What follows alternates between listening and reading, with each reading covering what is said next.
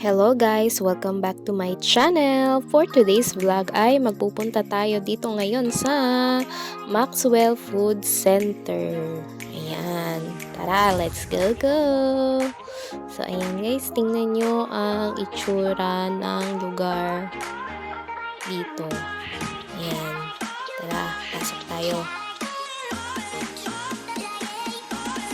Okay, dahan-dahan. So, ayan ang itsura ng Maxwell Food Center. Maayos siya. Ayan. Ang Maxwell Food Center, guys, dalawang hilera siyang ganyan. Pero, syempre, ang talagang pinuntahan ko yung Hainanese Chicken. Marami silang mga ino-offer na iba't ibang pagkain dyan. Pero, mostly mga Chinese food yung nandyan.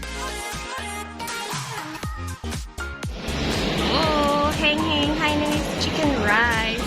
So, ayan. I tried their Hainanese chicken rice. Wow! Wow! So, masarap.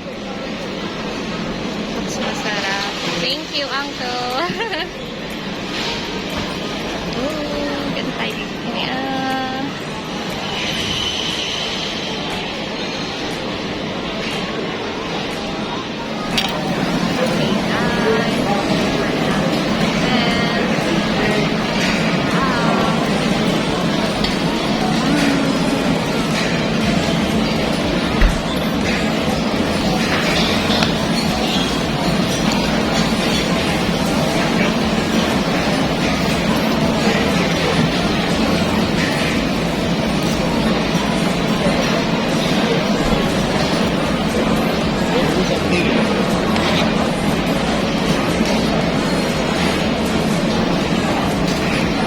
Masarap siya kapag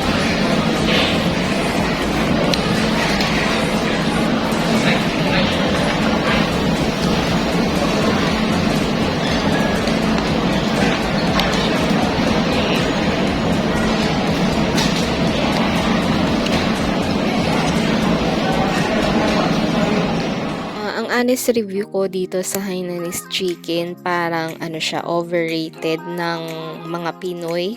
Or siguro baka dahil din palagi akong kumakain ng mga tinola, sinampalukan, ganyan. Kaya parang parehas na lang din siguro yung naging lasa sa akin.